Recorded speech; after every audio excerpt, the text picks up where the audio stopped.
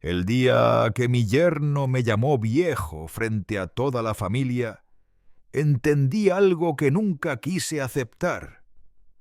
Mi edad se había convertido en el mejor argumento para quitarme todo. No levantó la voz. No me insultó directamente.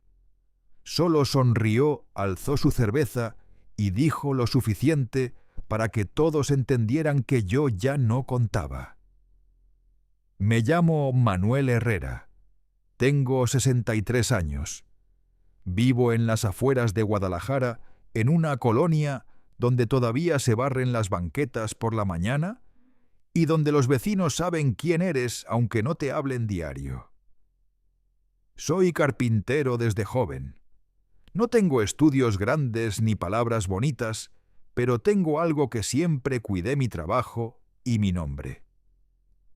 Mi esposa murió hace 12 años. Desde entonces aprendí a vivir con poco: mi casa, mi taller y mi hija Lucía. Con eso me bastaba. Lucía es mi única hija. Tiene 34 años. Siempre fue tranquila, de carácter suave. De esas personas que prefieren callar antes que pelear.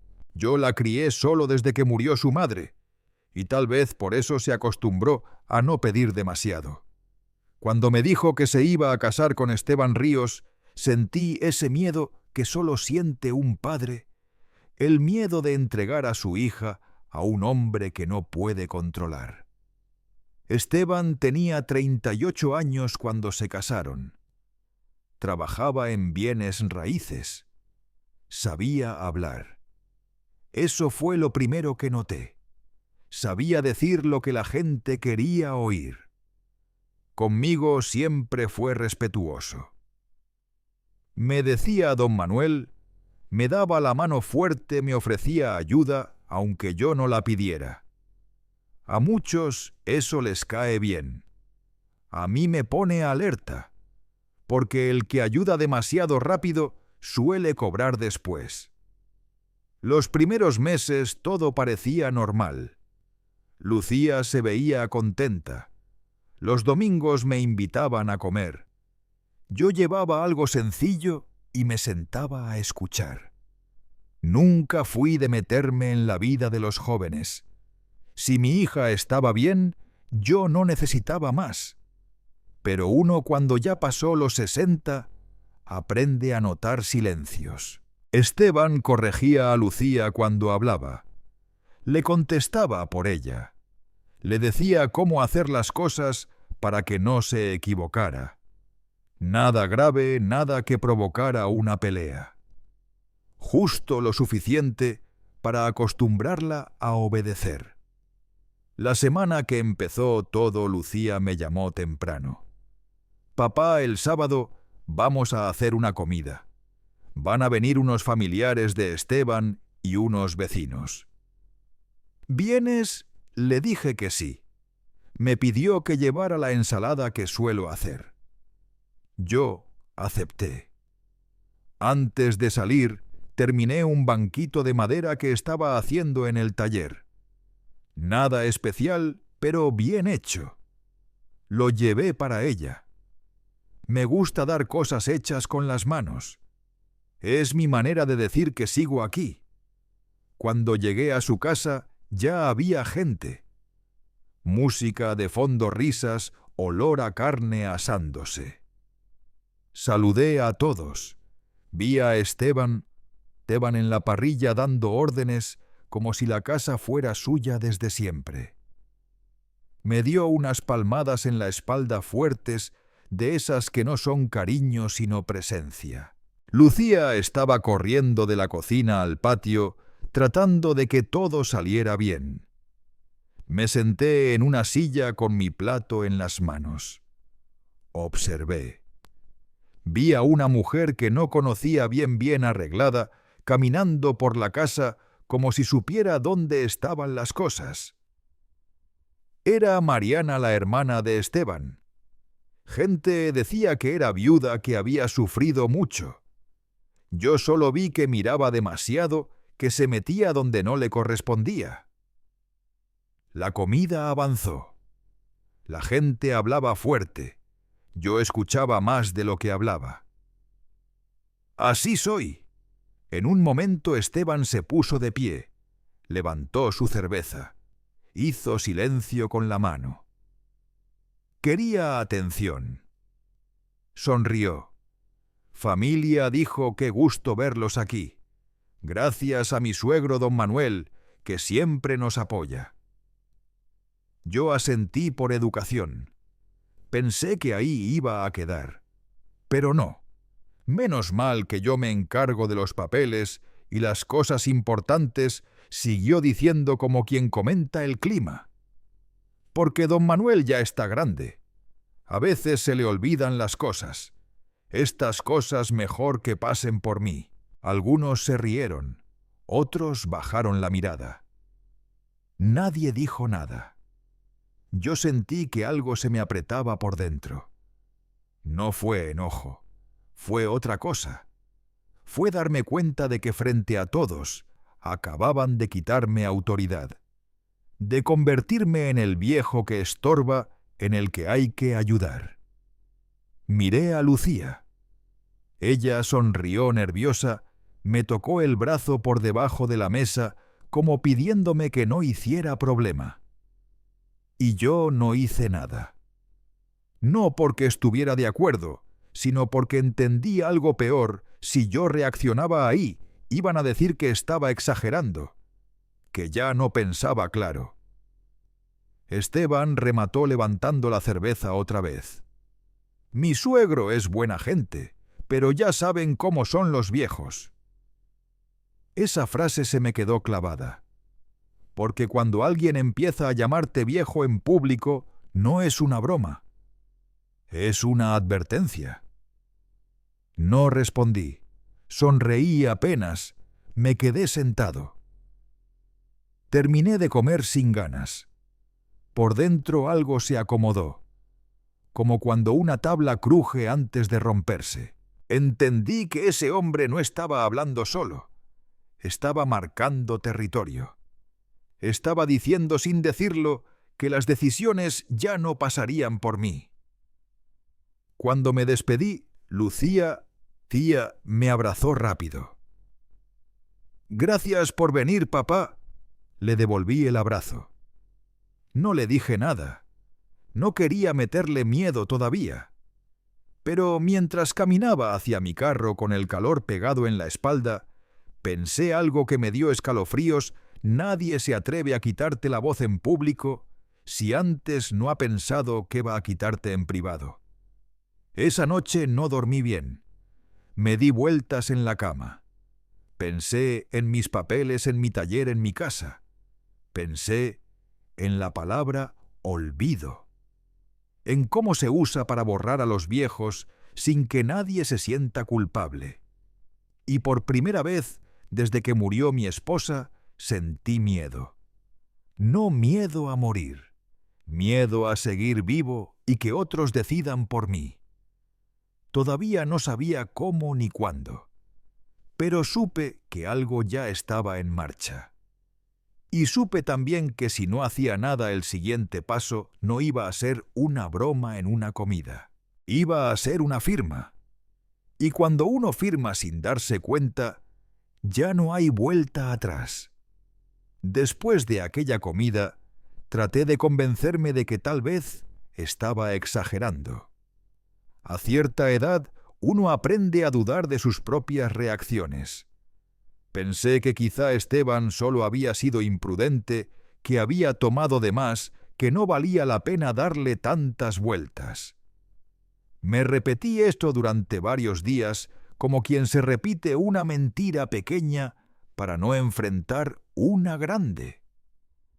Pero el cuerpo no miente. Y yo empecé a sentirme fuera de lugar, incluso en mi propia familia. Lucía dejó de llamarme como antes. Antes me hablaba casi todos los días, aunque fuera para preguntarme qué estaba comiendo o para contarme alguna tontería del trabajo. Ahora pasaban días sin noticias. Cuando yo la llamaba siempre estaba ocupada. Luego te marco, papá.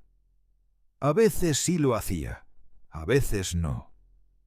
No reclamé. Nunca he sido de reclamar cariño. Una tarde, mientras estaba en el taller lijando una mesa vieja, sonó mi teléfono. Era Lucía. Me dijo que Esteban había tenido una buena idea y que querían hablar conmigo. Me pidió que fuera a su casa al día siguiente temprano.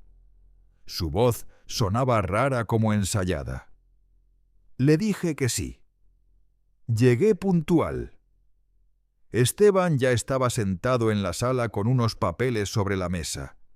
Me ofreció café. Me senté. Lucía se quedó de pie como si no supiera dónde ponerse. Eso me llamó la atención. Esteban empezó a hablar sin rodeos. Dijo que había estado revisando la situación familiar. Usó esas palabras como si hablara de una empresa. Dijo que le preocupaba que yo viviera solo, que ya no era seguro, que qué pasaría si me enfermaba, que él solo quería ayudar. Yo escuché en silencio. Cuando terminó, me miró como esperando aprobación. Le dije que agradecía la preocupación, pero que yo estaba bien, que llevaba años viviendo solo, que seguía trabajando, que me conocía. Él sonrió, pero fue una sonrisa tensa. Entonces sacó uno de los papeles y lo puso frente a mí. Era un documento. No entendí todo de inmediato. Pero vi mi nombre. Es solo para protegerte, dijo. Un poder simple, para que si algún día no puedes venir al banco o firmar algo, yo pueda hacerlo por ti. Levanté la vista. Miré a Lucía. Ella no me miraba a los ojos. Sentí una incomodidad profunda. No porque el papel fuera ilegal, sino porque nadie me había preguntado si lo quería. Ya lo habían decidido. Eso fue lo que más me dolió. Le dije que no estaba interesado, que cuando llegara ese momento, si llegaba, lo hablaríamos. Esteban se recargó en el sillón. Cruzó los brazos. Don Manuel dijo usando mi nombre completo por primera vez: no se lo tome a mal. Es por su bien. Además, así Lucía no tiene que preocuparse. Ahí entendí algo importante. Ya no se trataba de mí. Se trataba de control. De decidir quién firma, quién habla, quién existe. Me levanté despacio. Dije que lo pensaría, que no firmaría nada ese día. Esteban no insistió más, pero su mirada cambió. Ya no era amable, era calculadora. Esa noche volví a mi casa con una sensación extraña. Empecé a revisar mis papeles, escrituras, recibos, cuentas. Todo estaba en orden. Pero algo me decía que debía adelantármele a lo que fuera que Esteban estaba planeando. Al día siguiente fui al banco. No le dije a nadie. Pedí hablar con un asesor. Le pregunté qué pasaba si alguien tenía un poder sobre mis cuentas. Me explicó con calma. Me dijo que con el documento adecuado, otra persona podía mover dinero, firmar, incluso vender cosas. Salí de ahí con un nudo en el estómago. No quise pensar mal, pero ya no podía fingir que no veía las señales. Un par de semanas después, Lucía me llamó de nuevo. Me dijo que Esteban había hablado con un notario amigo, que solo querían ordenar las cosas. Me pidió que fuera otra vez. Esta vez su voz temblaba un poco. Eso me dolió más que cualquier papel. Fui. El notario estaba ahí. Todo era formal, muy limpio, demasiado limpio. Me sentí acorralado sin que nadie levantara la voz. Me explicaron de nuevo lo del poder. Me dijeron que era algo común, que muchas familias lo hacían. Pregunté algo sencillo. ¿Y por qué tanta prisa? El notario miró a Esteban. Esteban respondió por él. Dijo que uno nunca sabe, que la edad, que la salud, que el futuro. No grité, no insulté. Solo dije que no iba a afirmar nada que no entendiera del todo, que necesitaba tiempo. El ambiente se tensó. Lucía empezó a llorar en silencio. Eso fue lo que más me afectó, porque su llanto no era por mí, era por la presión. Me fui sin firmar. Esa noche Lucía no me llamó. Pasaron 3 días, luego 4. Al 5.º día fui yo quien la buscó. Me contestó con voz cansada. Me dijo que Esteban estaba molesto, que yo estaba complicando las cosas, que no entendía que lo hacían por amor. Ahí fue cuando sentí algo romperse. Le dije algo que nunca pensé decirle a mi hija. Si alguien te ama, no te pone contra tu padre. Ella no respondió. Solo lloró. Colgué y me quedé sentado mucho tiempo mirando la pared. Me sentí solo. No físicamente, emocionalmente. Sentí que estaba perdiendo a mi hija sin haber hecho nada malo. Esa misma semana recibí una llamada que me dejó helado. Era del registro público. Me dijeron que alguien había solicitado información sobre mis propiedades. Dieron el nombre Esteban Ríos. Colgué sin decir nada. Me senté, respiré hondo. Y ahí, en ese silencio, entendí que ya no estaba frente a una falta de respeto. Estaba frente a algo más serio, algo que no se arreglaba con paciencia. Por primera vez en mi vida pensé que tal vez ser el viejo era exactamente lo que él necesitaba para avanzar. Y supe que si no hacía algo pronto, la siguiente conversación no sería sobre un poder. Sería sobre algo que ya no podría recuperar. La llamada del registro público me dejó con la boca seca. No porque yo fuera un hombre de mucho dinero, sino porque entendí lo que significaba. Esteban ya estaba preguntando por mis cosas como quien revisa un catálogo. No era preocupación, era interés. Y cuando el interés se disfraza de familia, es cuando más peligroso se vuelve. Esa noche no le conté a Lucía, no porque no confiara en ella, sino porque ya no sabía cuánto de mi hija. Era mi hija y cuánto era el miedo que Esteban le había metido. Me quedé sentado en la mesa de mi cocina con la lámpara encendida y la casa en silencio. El silencio de una casa de viudo no es triste por sí solo. Se vuelve triste cuando te das cuenta de que alguien lo usa en tu contra. Al día siguiente abrí mi cajón de documentos. El de siempre. Escrituras, recibos de predial, papeles del taller, mi acta, mi INE, todo en una carpeta azul. Lo revisé como si lo viera por primera vez. Me di cuenta de algo simple. Yo confiaba demasiado en que tener los papeles era lo mismo que tener el control. No es igual. El papel puede estar contigo, pero la firma es la que manda. Ese mismo día fui a ver a mi compadre Salvador.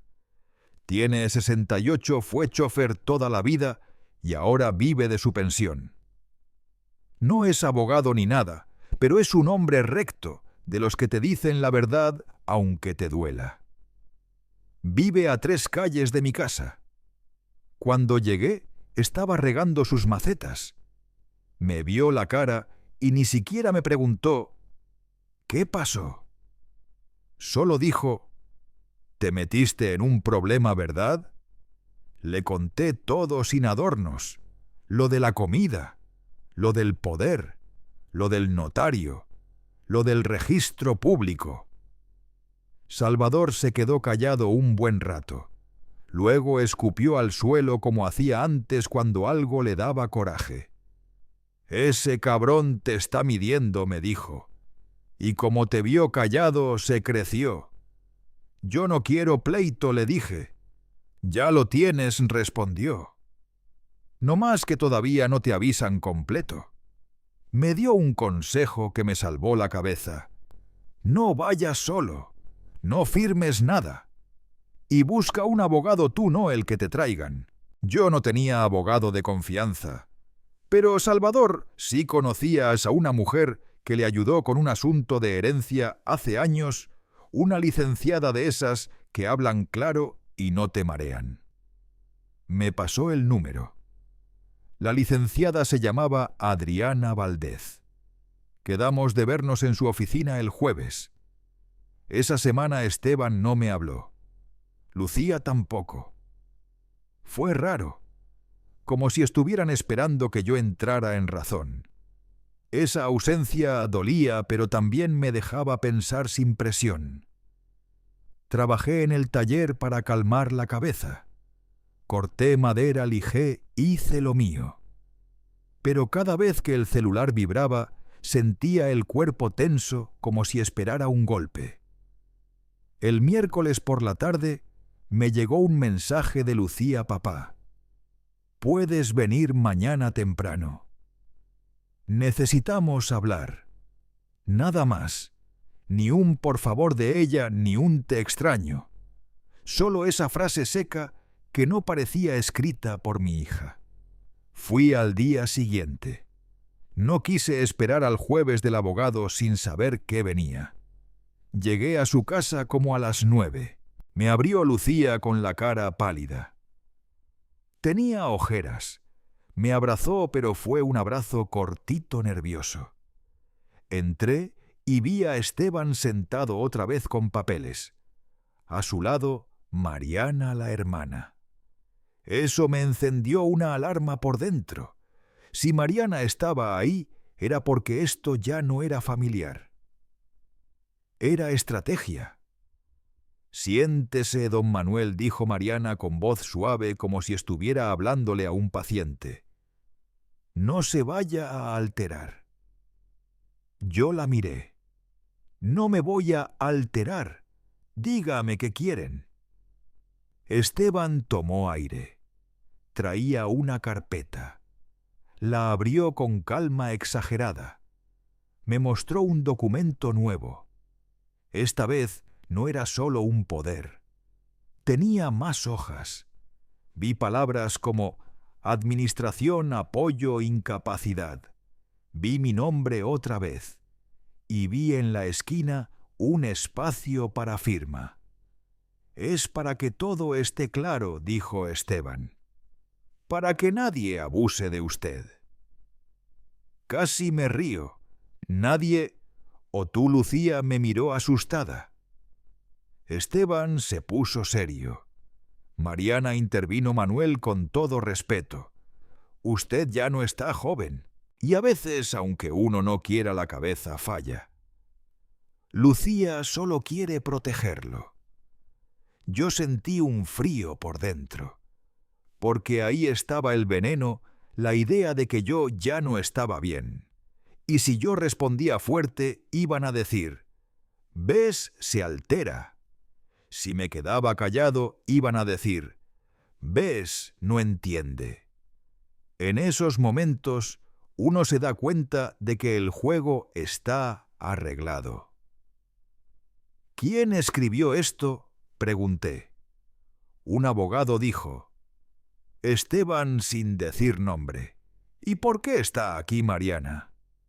Mariana sonrió. Porque yo me preocupo por mi cuñada. Y por usted. La miré otra vez. Tú no eres mi familia. El aire se puso pesado. Lucía empezó a respirar rápido. Esteban golpeó la mesa con la palma no fuerte, pero lo suficiente para imponer. Don Manuel, ya no estamos para berrinches, dijo. Firme. No le cuesta nada. Ahí fue cuando su máscara se resbaló tantito. No fue un insulto, pero fue la orden. Y yo entendí, ya no estaban pidiéndome. Estaban exigiéndome. Me incliné hacia el papel fingiendo que leía. Vi algo raro en un renglón donde debía decir mi dirección estaba mal escrita. Un número equivocado. Eso me dijo que el documento era copia y pega hecho al vapor. Y me dio otro golpe de realidad si así de descuidado era. Era porque pensaba que igual iba a firmar. Necesito lentes, dije. No veo bien. Mariana se levantó rápido como si esperara esa oportunidad.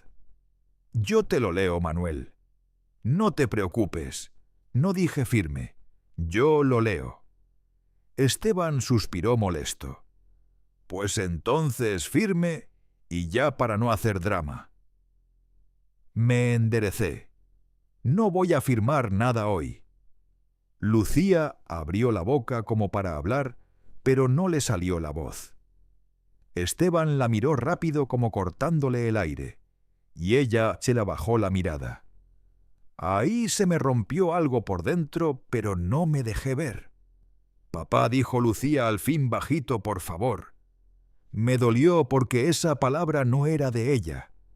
Era de alguien que está suplicando paz, no justicia. Y yo la entendí porque yo también he querido paz muchas veces. Pero la paz comprada con tu firma no es paz. Es rendición. Me levanté despacio. Agarré mi sombrero. Lucía, yo te amo. Pero si me amas tú, no me pones este papel enfrente con tu marido y su hermana sentados como si fueran jueces. Mariana soltó una risita corta despectiva. Esteban se levantó también.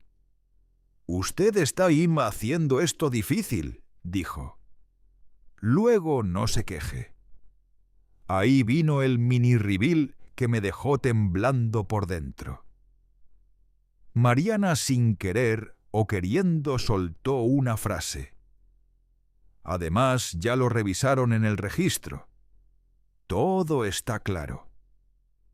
Se me clavó, porque confirmó lo que yo ya sabía, si habían investigado mis propiedades, y lo dijo como si fuera normal, como si yo no tuviera derecho a sentirme invadido. No dije nada más. Salí de esa casa sin hacer escándalo. Manejé de regreso con las manos sudadas en el volante. En el camino por primera vez pensé algo que me dio vergüenza admitir. Tal vez mi hija ya no está del lado mío. Llegué a mi casa y me senté en el borde de la cama. Me quedé mirando el piso. Y entonces sonó mi teléfono. Era un número desconocido. Contesté. El señor Manuel Herrera, preguntó una voz de hombre. Sí, le hablamos de una notaría. Tenemos un trámite pendiente que usted solicitó. Solo falta su firma. Sentí el corazón golpeándome el pecho. Yo no he solicitado nada. Hubo una pausa, y el hombre dijo: Aquí aparece su nombre. ¿Seguro que no autorizó a su yerno el señor Esteban Ríos? Colgué sin despedirme. Me quedé parado inmóvil con el celular en la mano. Ya no era solo presión familiar. Ya era movimiento real. ya estaban empujando trámites a mi nombre, y en ese momento tomé una decisión que me cambió el rumbo. El jueves no solo iba a ir con la licenciada Adriana, iba a llevarle todo: nombres, fechas, y si era necesario, iba a empezar a documentar yo también. Porque cuando alguien intenta robarte con papeles, tu única defensa es la misma papel. Pero el tuyo, con tu verdad. No dormí esa noche, no por miedo a que alguien se metiera a mi casa, sino por la idea de que podían mover cosas con mi nombre sin que yo supiera. A esa edad uno ya no le teme tanto a los golpes, le teme a que lo hagan ver como tonto, le teme a despertar un día y descubrir que legalmente ya no es dueño ni de su cama. Amanecí temprano. Me lavé la cara con agua fría y me senté en la cocina con un café negro. El mismo ritual de siempre, solo que esa mañana el café no sabía a nada. Me puse a ordenar mis papeles otra vez con una calma que no sentía. Es curioso, cuando de verdad estás nervioso te vuelves metódico. Como si acomodar hojas pudiera acomodarte la vida. Saqué una libreta y empecé a anotar, como me dijo Salvador, fechas, frases exactas, quién estuvo, qué se dijo. Comida en casa de Lucía Esteban, dijo: los viejos. Reunión con notario, presión, prisa. Hoy llamada de notaría, trámite pendiente. Lo escribí todo. No para drama, para que la verdad no se me mezclara con el coraje. El jueves llegué a la oficina de la licenciada Adriana Valdez con una carpeta bajo el brazo. Una mujer seria de unos 40 y tantos, cabello recogido, mirada de esas que te leen sin que hables. Me saludó con respeto, me ofreció asiento, me pidió que empezara desde el principio y que no adornara. Así lo hice. Mientras hablaba ella no me interrumpió. Solo hacía preguntas puntuales. ¿Qué notaría lo llamó? ¿Tiene el número? ¿Qué documento le pusieron enfrente? Usted firmó algo. Cuando le dije que no había firmado, asintió como quien confirma algo que ya sospechaba. Don Manuel me dijo: cuando terminé esto, no es raro. Pasa más de lo que cree. La estrategia es triple: cansarlo, confundirlo, hacerlo sentir culpable y que firme por paz. Y una vez que firma, es muy tarde. Sentí un hueco en el estómago. ¿Entonces qué hago? Primero dijo: vamos a protegerlo. Hoy mismo.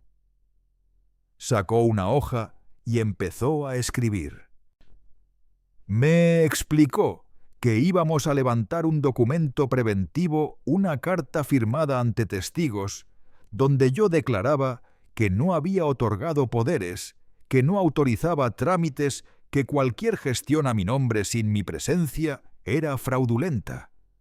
Me dijo que también podía pedir alertas en el registro público dependiendo del estado. Yo asentí sin entender todo, pero confiando en su tono. Luego me miró directo. Necesito que me diga algo con honestidad. ¿Su hija está de su lado? Tragué saliva. No supe responder rápido. Mi hija me ama, pero está asustada, y ese hombre la maneja. Eso es lo que temía, dijo. Porque si ella colabora, aunque sea por presión, el riesgo crece. Me dio un número de lista.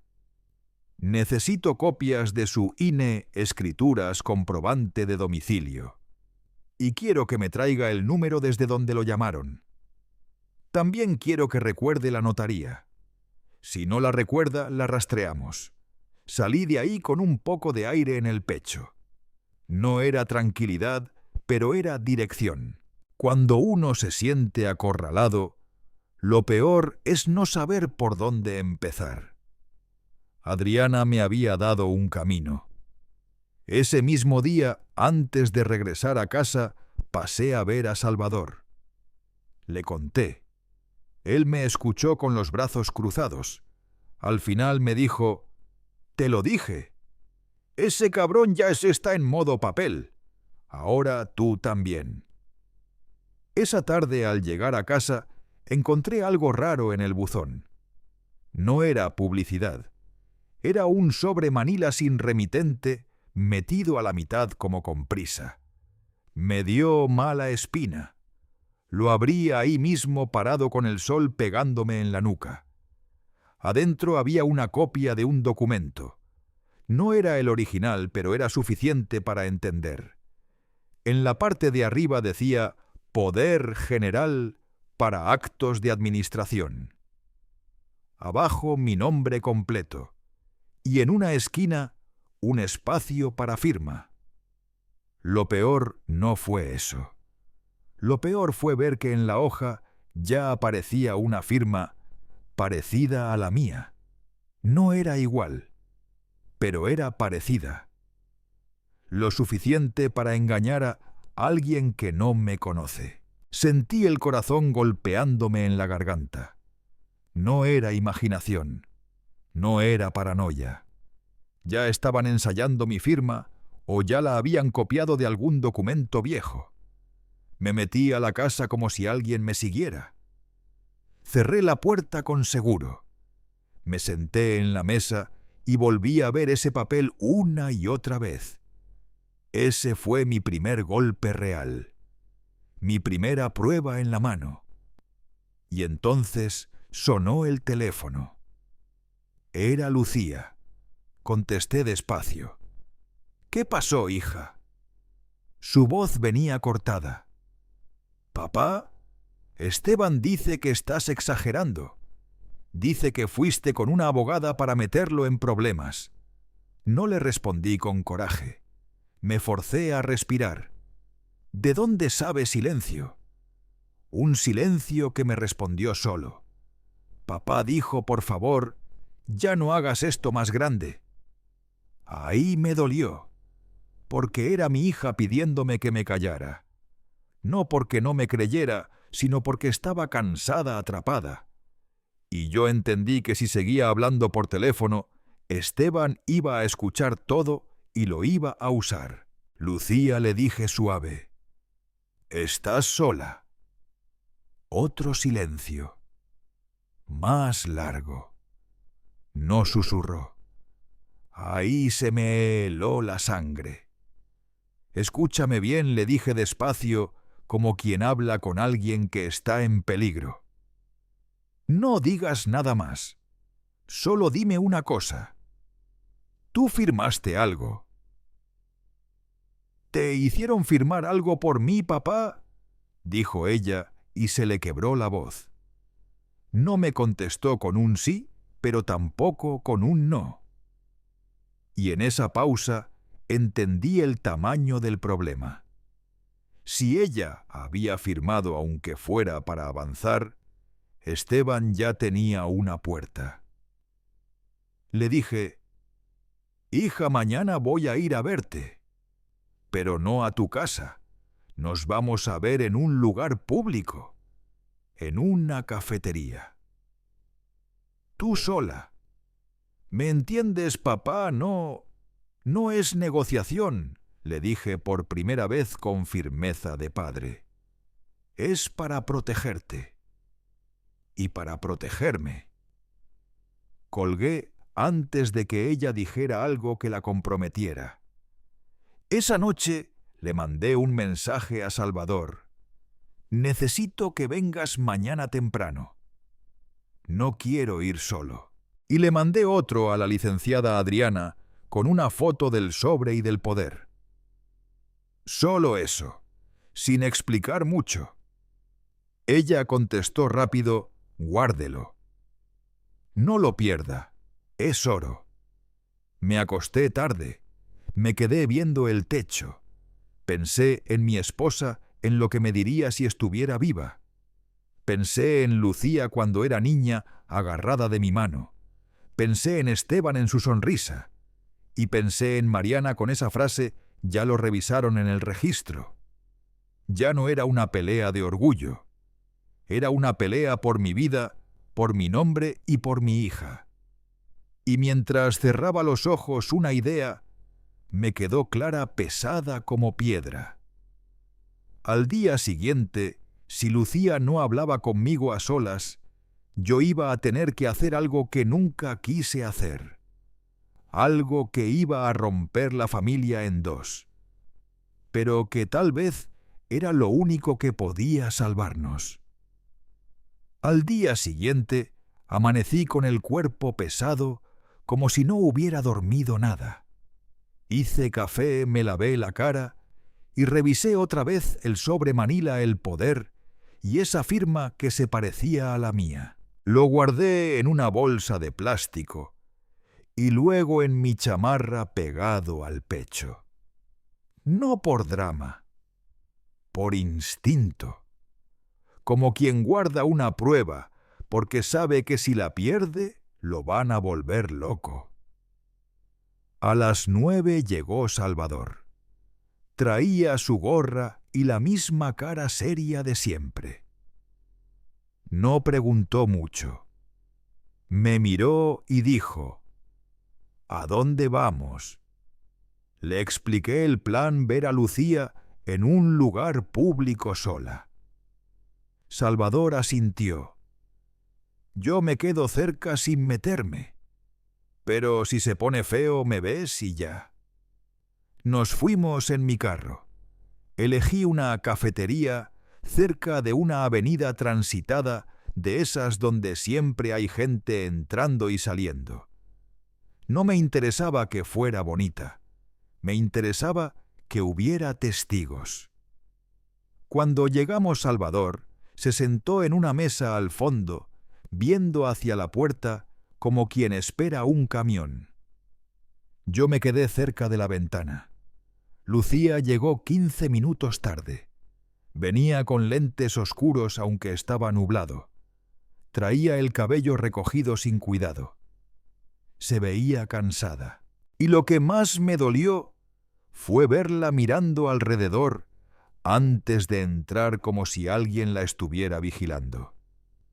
Cuando me vio, se le apretó la boca. Se acercó, me dio un abrazo corto y se sentó frente a mí. ¿Te siguió alguien?, le pregunté directo, sin rodeos.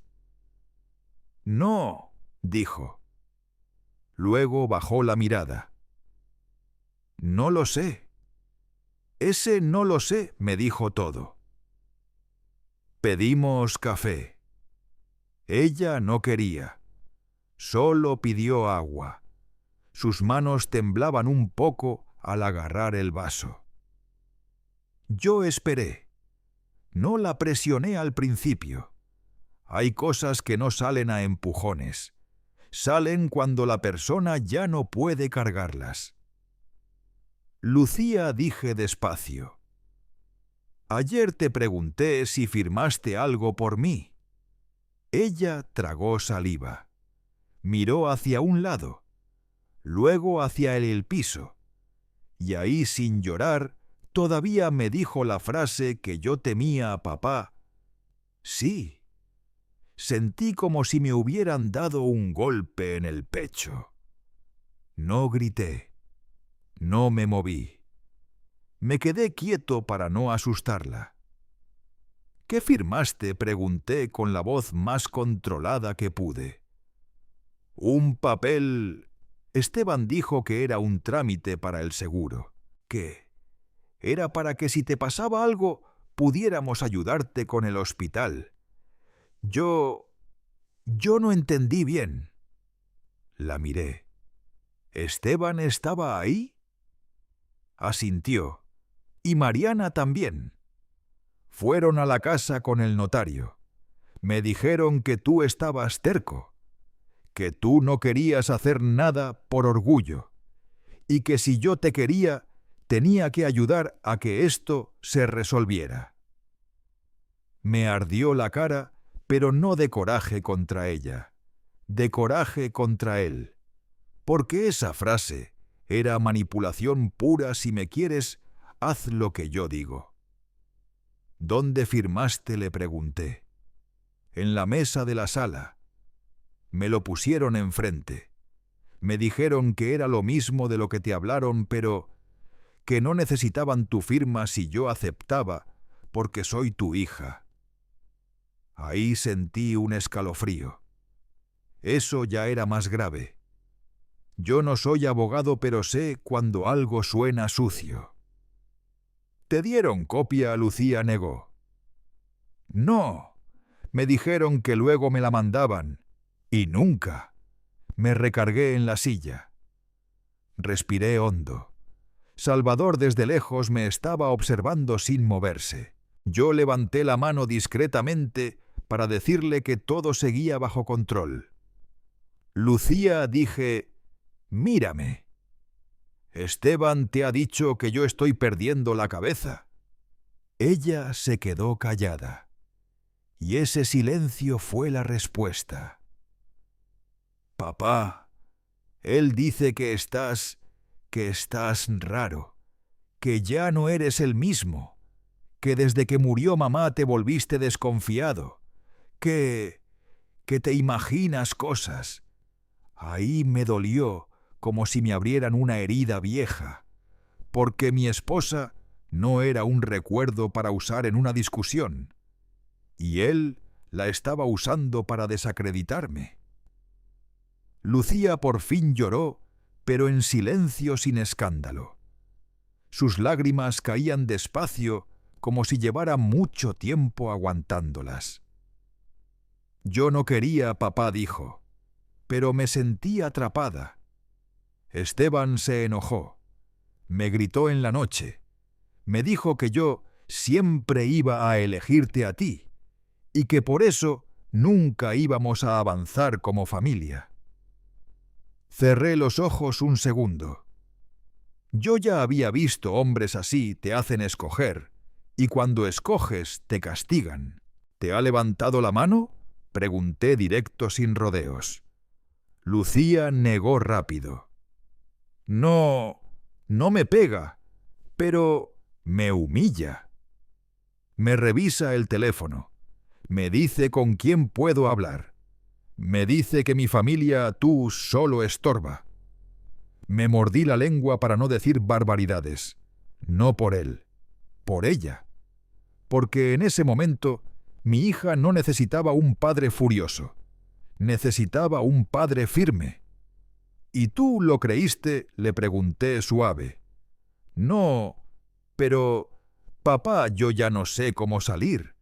Me da miedo. Me da miedo que si lo enfrento haga algo con los papeles. Me da miedo que te quite la casa. Me da miedo que te haga ver como loco. Ahí se me acomodó todo en la cabeza. Esa era la jugada miedo, prisa, aislamiento. El mismo manual de siempre. Saqué el sobre manila de mi chamarra y lo puse sobre la mesa sin que lo viera todo el mundo. Lo abrí un poco y le mostré la copia del poder y la firma parecida. Lucía se quedó pálida. Se llevó una mano a la boca. Eso es mi culpa, dijo. No le respondí. Esto es culpa de ellos. Tú fuiste usada. Lucía apretó el vaso con fuerza. Papá, Mariana me dijo algo el día del notario. Me dijo, no te preocupes, si tu papá no firma igual hay maneras. A los viejos se les puede ayudar. Sentí un frío en la nuca. Esa frase no era casual. Era amenaza envuelta en ternura. Me incliné hacia ella. Hablé bajo. Necesito que hagas algo hoy. No mañana. Hoy. ¿Qué? Necesito que regreses a tu casa y busques cualquier copia, cualquier papel, cualquier correo, cualquier mensaje. Y necesito que, si puedes, me mandes foto de lo que firmaste o del número de notaría. Y si no puedes, quiero que te quedes conmigo unos días». Lucía abrió los ojos. «Esteban va a enloquecer». «Que enloquezca», le dije sin subir la voz. «El que no controla grita. Pero tú no eres su propiedad». Ella tembló. «¿Y si me sigue?» «Entonces hacemos esto bien», dije. «Con abogado, con denuncia si hace falta, con pruebas, pero ya no sola». Lucía miró hacia la puerta nerviosa. «¡Papá! Él sabe que vine». «¿Cómo?» «Porque me vio agarrar las llaves. Me preguntó a dónde iba. Yo le dije que iba al súper, pero él tiene una app en mi teléfono. Me rastrea». Ese fue el mini reveal que me levantó el corazón de golpe. No por los papeles, por mi hija. Porque ya no estábamos hablando de control financiero. Estábamos hablando de vigilancia real. Miré hacia donde estaba Salvador. Le hice una seña discreta. Salvador se levantó, caminó como si fuera al baño, pero se acercó lo suficiente para escuchar. «Lucía», dije rápido y firme, «no regreses sola a tu casa. Vamos por tus cosas con Salvador y conmigo. Solo lo básico. Y te vienes a mi casa hoy». Lucía abrió la boca para protestar, pero en ese momento su teléfono vibró. Miró la pantalla y se puso blanca. Era Esteban. No contestó, pero el teléfono vibró otra vez. Y otra. Salvador se acercó más. «¿Ese es él?» Lucía asintió con lágrimas en los ojos. Yo sentí la sangre caliente en las manos. No grité, no hice escándalo. Solo dije una frase que me salió del pecho de padre viejo, de hombre cansado, de alguien que ya entendió el juego. «Se acabó. Ya no te va a mover como pieza». Lucía respiró temblando. «Papá, ¿y si él...?» «No pienses en el y sí», le dije. «Piensa en lo que ya está haciendo». Nos levantamos, pagamos rápido.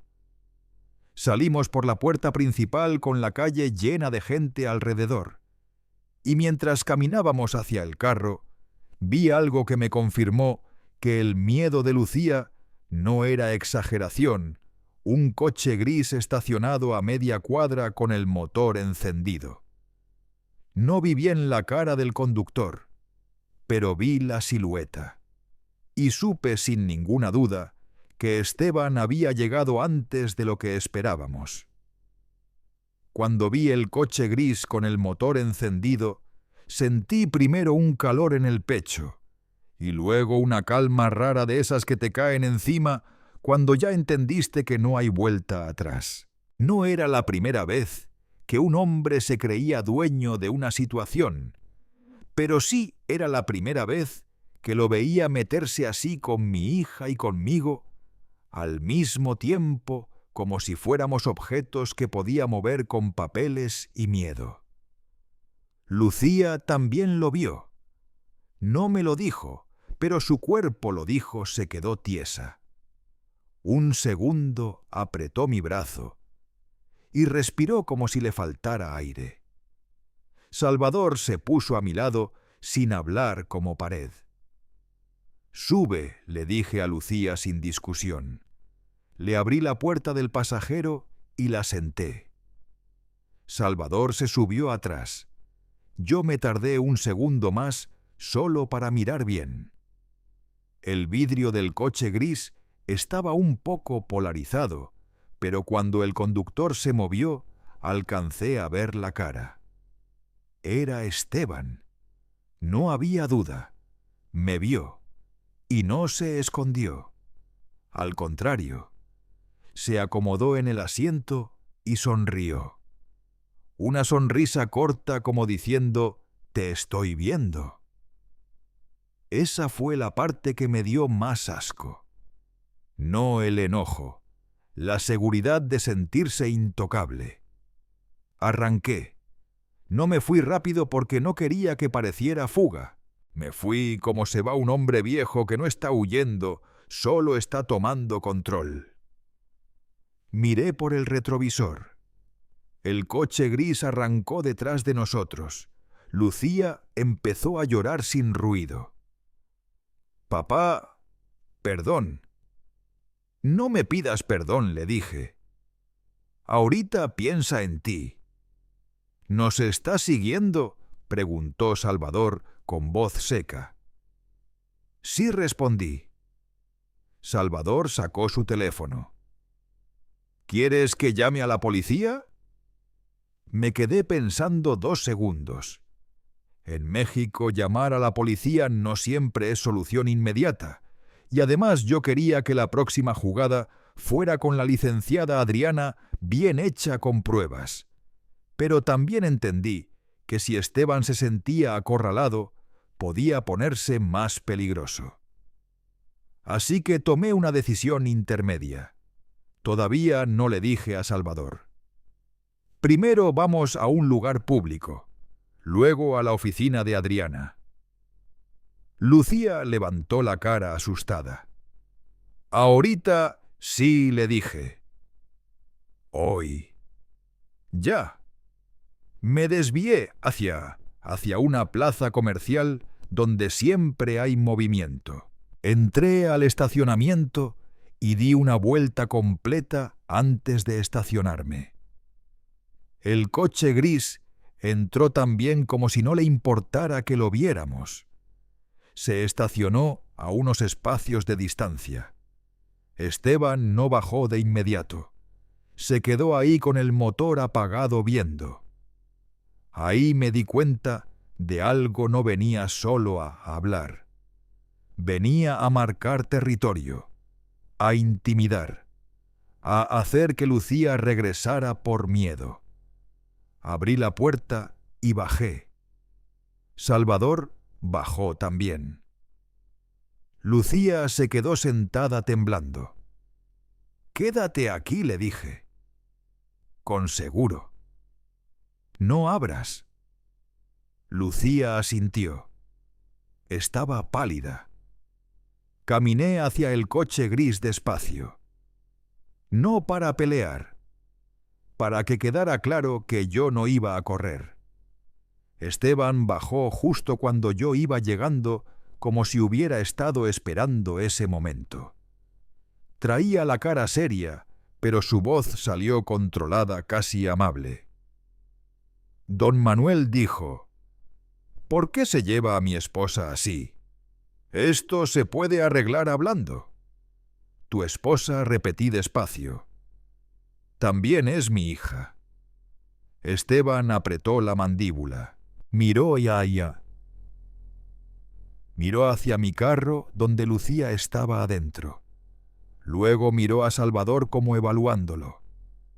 Finalmente volvió a mí. «Lucía está confundida», dijo. «Usted la está llenando de ideas». Sentí el coraje subir, pero lo tragué. «La confundiste tú cuando la pusiste a firmar por mí». Esteban se puso rígido. «¿De qué habla de los papeles?», le dije. «Del notario, del poder, de las consultas en el registro, de la notaría que me llamó diciendo que yo había solicitado trámites». Por primera vez su máscara se movió. No mucho, pero lo suficiente para confirmar que sí sabía de todo.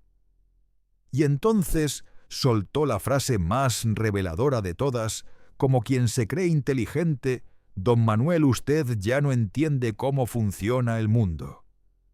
Hoy todo se hace con trámites, con orden, no con sentimentalismos». Ahí lo vi claro. No era un yerno preocupado. Era un hombre que ya se sentía administrador de mi vida. Escúchame bien, le dije bajo. No vuelvas a seguirnos, no vuelvas a rastrear a mi hija, y no vuelvas a poner un papel con mi nombre enfrente de nadie. Esteban dio un paso hacia mí, invadiendo espacio como hacen los que intimidan con el cuerpo. Usted no me va a decir cómo manejar mi casa. Salvador se puso a mi lado sin hablar, pero firme. Esteban lo miró y midió. Y entonces cambió de tono. Se puso suave otra vez falso. Lucía dijo hablando hacia el carro. No hagas drama. Vente conmigo. Tu papá te está manipulando. Yo caminé hacia mi carro y toqué el vidrio para que Lucía me mirara. No bajes, le dije con la boca sin sonido. Lucía negó con la cabeza llorando. No bajó. Esteban se desesperó y ahí salió el verdadero él. Lucía gritó y varias personas voltearon. ¡Abre la puerta! La gente empezó a mirar más. Eso en ese momento fue mi ventaja, porque a Esteban le gustaba controlar con silencio, con puertas cerradas, con miedo en casa, no con ojos encima. Saqué mi teléfono y levanté la cámara sin apuntarle demasiado obvio, pero lo suficiente para que él entendiera. «Te estoy grabando», le dije. «Y si te acercas a mi hija, hoy mismo llamo a la policía». Esteban se quedó congelado un segundo. Luego sonrió, pero ya no era sonrisa segura. Era sonrisa de amenaza. «Usted no sabe con quién se está metiendo». «Sí sé», le dije, «con un hombre que se cree dueño de todo». Se dio la vuelta y regresó a su coche. Antes de subirse, me aventó una última frase. «Esto no se queda así. Ella es mi esposa. Y usted ya está viejo». Se fue. Me quedé ahí un segundo, respirando, sintiendo que el corazón me golpeaba las costillas. Me acerqué al carro. Abrí la puerta de Lucía. Ella se aventó a abrazarme como cuando era niña. «Me da miedo, papá», me dijo con voz rota. «Lo sé», le respondí. «Y por eso vamos a hacerlo bien». Nos fuimos directo a la oficina de la licenciada Adriana. Llegamos sin cita, pero cuando su asistente me vio y vio la cara de Lucía, nos pasó rápido.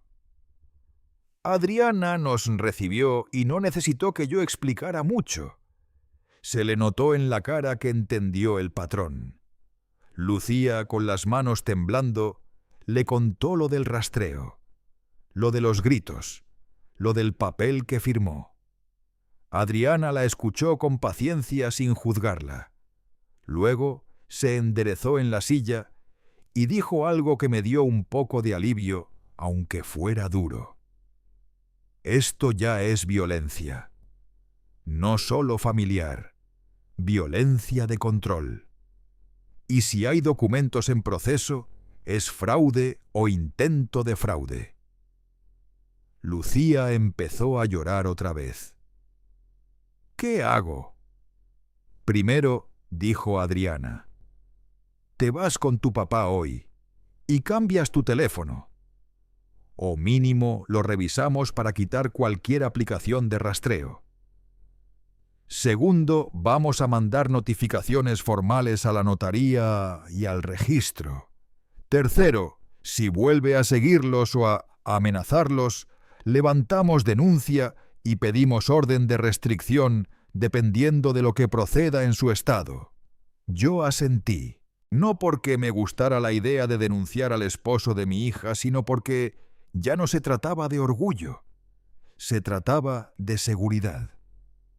Adriana nos pidió que Lucía firmara una declaración que había sido presionada, que no entendió lo que firmó, que no recibió copia, que el notario no verificó conmigo nada. Lucía Firmó llorando, pero firmó. Y esa firma por primera vez en semanas no era una firma para que la usaran.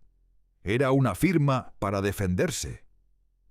Cuando salimos de la oficina, Lucía me miró y dijo: «Papá, él tiene una carpeta en la casa. Una carpeta donde guarda copias de tus papeles». Yo lo vi. Copias de tu INE y hasta una hoja donde practican tu firma. Sentí que se me heló la sangre. Esa era la prueba que faltaba. No solo sospecha, evidencia física. Y supe en ese instante que el próximo paso no era solo proteger lo mío, era recuperar esa carpeta antes de que desapareciera. Y también supe algo más pesado y triste: para rescatar a mi hija íbamos a tener que entrar a esa casa por última vez. No para suplicar, para sacar la verdad de donde la estaban escondiendo. Esa noche, Lucía se quedó en mi casa. Le di el cuarto que antes era de visitas, el mismo donde a veces se quedaba cuando venía a verme después de casada. Puse seguro a la puerta sin decir nada. Ella me dio cuenta y no preguntó. Se quedó sentada en la orilla de la cama con la mirada perdida. Yo me fui a la cocina y me quedé un rato con las manos sobre la mesa pensando. No en Esteban, en mi hija, en cómo se llega a este punto sin darse cuenta. Antes de dormir, Adriana me mandó un mensaje corto. «Mañana temprano vemos estrategia. No vayan solos a la casa.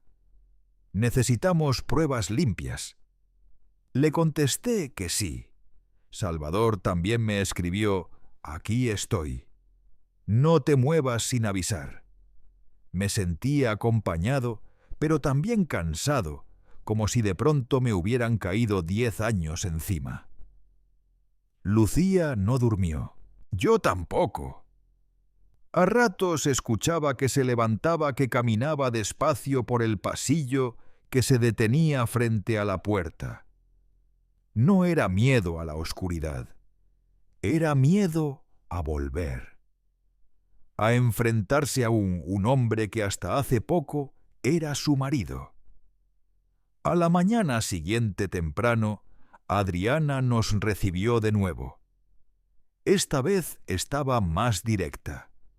Nos explicó que lo que Lucía había contado encajaba con un patrón claro: intento de fraude, suplantación de identidad, violencia de control.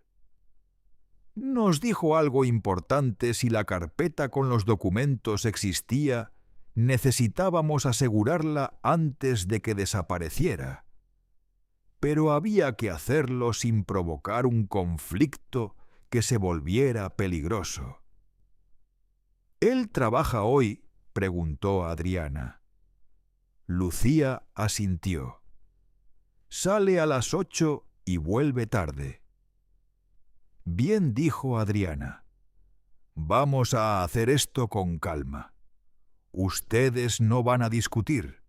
Van a entrar, sacar pertenencias de Lucía y si encuentran la carpeta la toman. Nada de confrontar». «¿Y si está Mariana?», pregunté. Adriana se quedó pensando. «Entonces se van. No arriesguen». Salimos de ahí con un plan simple. Salvador nos iba a acompañar, pero se quedaría afuera cerca. Yo no quería policías todavía. No quería convertir esto en un espectáculo. Quería pruebas. Nada más. Llegamos a la casa de Lucía a las 10. El coche de Esteban no estaba. Eso me dio un poco de aire. Entramos con la llave de Lucía. La casa se sentía diferente, como si ya no fuera suya. Silenciosa, pesada. Lucía caminaba despacio, como si pisara terreno ajeno. «¿Dónde guarda la carpeta?», le pregunté en voz baja. En el estudio, dijo. «En un cajón bajo llave». Fuimos directo. El estudio estaba ordenado de más. Todo alineado. Libros que nadie leía. Papeles acomodados. Un escritorio grande. Lucía se agachó y sacó una llave pequeña de un llavero. Temblaba. Abrió el cajón. Ahí estaba. Una carpeta gruesa color negro. La sacó con cuidado como si pesara. La abrimos sobre el escritorio. Y ahí vi mi nombre escrito demasiadas veces. Copias de mi INE. Copias de las escrituras de mi casa y del taller. Estados de cuenta viejos. Y al final varias hojas con firmas. Mi firma. O algo que quería parecerse a la mía. Repetida una y otra vez. Sentí náuseas. No porque me robaran. Porque me estaban borrando. Practicando cómo hablar por mí. Lucía se tapó la boca con la mano. Yo no sabía que tenía todo esto. Ahora lo sabes, le dije. Y ahora ya no está aquí. Guardé la carpeta en mi mochila. No tomé nada más. No quise tocar otras cosas. Lucía fue a su cuarto y sacó ropa, documentos personales, su computadora.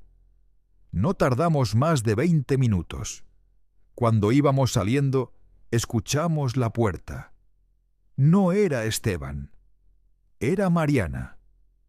Entró como si nada con su bolso grande y el celular en la mano. Nos vio y se quedó quieta. Sus ojos bajaron directo a la mochila. «¿Qué están haciendo?», preguntó con una calma falsa. «Lucía se va conmigo», dije sin rodeos. Mariana sonrió despacio. «Eso no te toca decidirlo, Manuel. La hija es mía», le respondí. «Y hoy se va». Mariana dio un paso adelante. «Esa carpeta no es tuya». No me moví. Todo lo que está ahí tiene mi nombre. Mariana apretó los labios. «No sabes en el problema que te estás metiendo». «Sí sé», le dije. «Y tú también». Lucía se puso a mi lado. No habló, pero se quedó firme. Eso para mí fue más fuerte que cualquier palabra. Mariana sacó el teléfono. «Voy a llamar a Esteban». «Hazlo», le dije. «Y yo llamo a la policía». Por primera vez, Mariana dudó. Y en esa duda vi algo importante. Ella sabía que esto ya no era un juego familiar. Era legal. Y eso le daba miedo. Nos fuimos sin correr. Cerré la puerta con llave desde afuera y dejé la llave en el buzón para que nadie dijera que entramos a robar. Salvador nos estaba esperando a media cuadra. Cuando vio la mochila entendió todo. «¿La tienen?», preguntó. Asentí. Ese mismo día fuimos directo con Adriana. Revisó la carpeta hoja por hoja. Tomó fotos. Hizo copias. Señaló fechas, firmas, incongruencias. Nos dijo algo que me dio un golpe seco en el pecho. Aquí hay material suficiente para denunciar. Y no solo por fraude, por violencia patrimonial. Lucía se sentó y se agarró la cabeza. «No puedo creer que viví con esto». «No te culpes», le dijo Adriana. «Te aislaron, te metieron miedo. Es lo que hacen». Por la tarde Esteban llamó. Primero a Lucía. No contestó. Luego a mí. Contesté. «¿Dónde está mi esposa?», preguntó sin saludar. «Está a salvo», le dije. «¿Qué hiciste con mis cosas? Lo que tenía mi nombre ya no está contigo». Hubo un silencio largo. Luego su voz cambió. Ya no era segura, era dura. Esto no se queda así. Eso díselo a un juez, le respondí y colgué. Esa noche, sentados en mi sala, Lucía me miró como cuando era niña. «Papá, perdóname». Le tomé la mano. «Lo importante es que ya saliste». Pero mientras la veía ahí, entendí algo que me dolió aceptar. Sacar a mi hija de esa casa no era el final. Era apenas el principio. Porque cuando un hombre pierde el control que cree tener, no siempre se retira en silencio. Y supe que el siguiente paso iba a ser público, legal y doloroso, porque para proteger lo que queda de una familia, a veces hay que exponer lo que la rompió. Al día siguiente, amanecimos con el corazón en la boca, no porque dudáramos de lo que habíamos hecho, sino porque sabíamos lo que venía el contraataque. Esteban no era de los que aceptan perder, era de los que ensucian el agua para que nadie vea el fondo, y mientras todos se pelean por versiones, él se cuela por la puerta de atrás. Lucía se levantó temprano, se bañó, se peinó y se puso una blusa sencilla. Se veía agotada, pero había algo nuevo en su cara: decisión. Me dijo: «Papá, ya no quiero vivir con miedo». Y yo, que ya viví demasiadas décadas para creer en promesas fáciles, le contesté: «Entonces hoy empezamos a vivir con pruebas». Fuimos con Adriana. Llegamos a su oficina y ya tenía todo organizado. Nos sentó frente a un escritorio, sacó una lista y nos habló como se le habla a la gente que está a punto de cruzar una puerta sin regreso, con claridad. «Hoy vamos a hacer 3 cosas», dijo. 1. Denuncia formal por intento de fraude y suplantación. 2. Medidas de protección para Lucía por violencia de control. 3. Notificación a la notaría y al registro para que quede asentado que cualquier trámite a nombre de Manuel sin presencia personal es inválido y sospechoso. Lucía apretó mis dedos. «¿Y si él dice que estoy loca? ¿Y si dice que tú me estás manipulando?» Adriana ni parpadeó. «Por eso existen las pruebas. Lo que diga él es ruido. Lo que tengamos en papel es lo que pesa. Nos fuimos a presentar la denuncia. No voy a mentir, a mis años entrar a una oficina de gobierno con tu hija al lado para denunciar al esposo de tu hija es una de las cosas más amargas que un hombre puede vivir. Porque uno no se casa para pelear. Uno no cría una hija para verla en tribunales. Pero también entendí que la amargura se pasa. Lo que no se pasa es la ruina si te quedas callado. Lucía declaró. Dijo lo de la app de rastreo, lo de los gritos en el estacionamiento, lo del documento firmado sin copia, lo de la presión. Yo declaré lo del sobre Manila, la llamada de la notaría, la carpeta con copias, la práctica de firmas.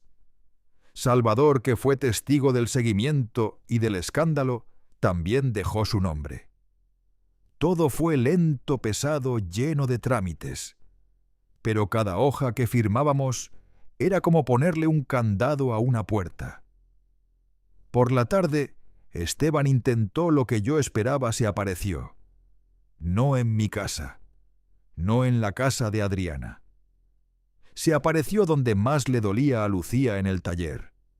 Mi lugar, donde yo me siento dueño de algo, donde siempre fui don Manuel, y no un viejo al que se le puede engañar. Llegó con una cara que parecía cansada, como si de verdad estuviera sufriendo. Traía una bolsa con pan dulce, como si eso arreglara algo. Y su voz cuando habló ya no era amenaza, era súplica, pero de la peligrosa, de la que viene con veneno escondido. Don Manuel, vengo en son de paz. Lo miré desde mi banca con las manos llenas de grasa. No me paré, no por falta de respeto. Por claridad no le iba a dar el escenario. Habla, le dije. Lucía está confundida, dijo. Usted sabe que la amo, que lo que pasó fue un malentendido. Lo de los papeles fue para ayudar. Yo quería protegerla, protegerlos.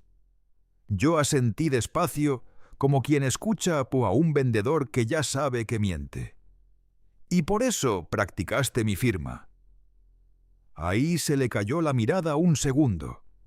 Lo recuperó rápido. No sé de qué habla. Saqué el teléfono y abrí la foto de las hojas. No se la aventé.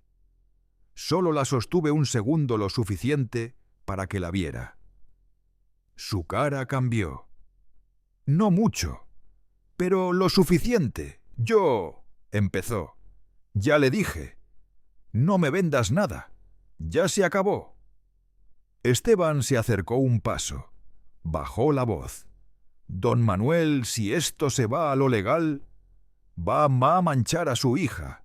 La gente habla. ¿Usted sabe cómo es la colonia? ¿Usted sabe cómo juzgan? Ese fue su último intento vergüenza. Cultura, apariencias. Eso pega fuerte en la gente grande, porque uno creció oyendo «No hagas escándalo, ¿qué va a decir la familia? Aguántate para que no te señalen». Y a mí por un segundo se me cruzó la duda. No por mí, por Lucía. Pero esa duda duró poco, porque recordé su cara cuando me dijo que la rastreaba. Recordé el miedo en el estacionamiento. Recordé la carpeta con mi nombre. Me limpié las manos con un trapo y me paré. Lo miré directo. ¿Sabes qué mancha a mi hija tu control, tu mentira, tu abuso? Lo legal no mancha, lo legal limpia. Esteban apretó los labios. Cambió otra vez. Su cara se endureció. Usted está cometiendo un error. Ese error lo cometí cuando te abrí la puerta de mi casa. El día que te conocí le dije. Ahí se le fue la máscara. Viejo terco soltó. Usted cree que puede ganarme, pero yo sé cosas. Yo tengo papeles. Tenías, le corregí, y señalé mi pecho donde tenía la mochila con copias y evidencias como si fuera un corazón extra. Esteban respiró fuerte. Miró alrededor, vio a dos muchachos del taller que se habían quedado viendo y entendió que ahí no podía hacer show. Se acercó más, pero lo suficiente para que solo yo escuchara. Lucía va a regresar conmigo. Ya vas a ver. No me moví. Si se te ocurre tocarla, si se te ocurre acercarte, vas a conocer al tipo de hombre que soy cuando me empujan. Se quedó quieto un segundo. Luego dio media vuelta y se fue dejando el pan dulce sobre la banca como si fuera una ofrenda ridícula. Esa noche, Lucía recibió mensajes. Muchos. Primero perdón. Luego regresa. Luego me estás destruyendo. Luego insultos. Y luego, lo más frío, si no vuelves te arrepentirás. Adriana nos dijo que no respondiéramos, que guardáramos todo. Lucía los guardó temblando, pero los guardó, porque ya había entendido la diferencia entre aguantar y documentar. Pasaron semanas, lentas, pesadas. Hubo citas, papeles, idas y vueltas. Esteban intentó meter abogados, intentó decir que yo estaba enfermo, que Lucía era inestable. Pero cada vez que abría la boca, chocaba con algo que no esperaba evidencias. Fotografías, mensajes, la carpeta, testigos, su propio comportamiento grabado en el estacionamiento. Un día Adriana nos llamó y nos dijo: «Se logró. No era que ya todo estuviera perfecto, pero ya había medidas». Esteban no podía acercarse a Lucía sin consecuencias, y los trámites sobre mis bienes quedaron congelados y bajo observación. Eso para mí fue como respirar después de estar bajo el agua. Lucía empezó terapia, no porque estuviera rota, sino porque necesitaba reconstruirse. Volvió poco a poco a ser ella, a reír bajito, a dormir sin despertar cada hora, a salir sin revisar el celular como si fuera una bomba. Meses después llegó el cierre que yo no esperaba. Mariana quiso hablar. Mandó un mensaje diciendo que solo quería aclarar. Adriana nos dijo que no, que las aclaraciones con gente así son trampas. Y Lucía, por primera vez, fue firme: no necesito aclaraciones, necesito distancia. Con el tiempo, Esteban dejó de buscar, no porque se arrepintiera, porque entendió que ya no había puerta. Y aquí es donde vuelvo a lo que empezó todo: una llave que antes era confianza y que se volvió defensa. Porque eso fue lo que aprendí a mis años. A veces lo más poderoso no es gritar, no es golpear, no es vengarte. Es cerrar una puerta en el momento correcto, hacer la llamada correcta, guardar la prueba correcta y no soltar. 2 años después, Lucía vive tranquila. Trabaja, está reconstruyendo su vida. Yo sigo en mi taller con mis manos y mi café. A veces, cuando la veo entrar por la puerta, con esa calma que antes no tenía, entiendo que valió la pena. ¿Perdimos familia? Sí. Perdimos la idea de familia que Esteban vendía, la de aguanta y sonríe. Pero ganamos otra cosa más seria: respeto, paz y una verdad que, aunque dolió, nos dejó libres. Y si me preguntas si lo haría de nuevo, te digo lo mismo que me digo cada mañana cuando cierro la puerta de mi casa y escucho el clic del cerrojo: sí, lo haría, sin dudarlo. Porque un padre puede ser viejo, pero cuando se trata de proteger a su hija, la edad no te quita fuerza, te la da.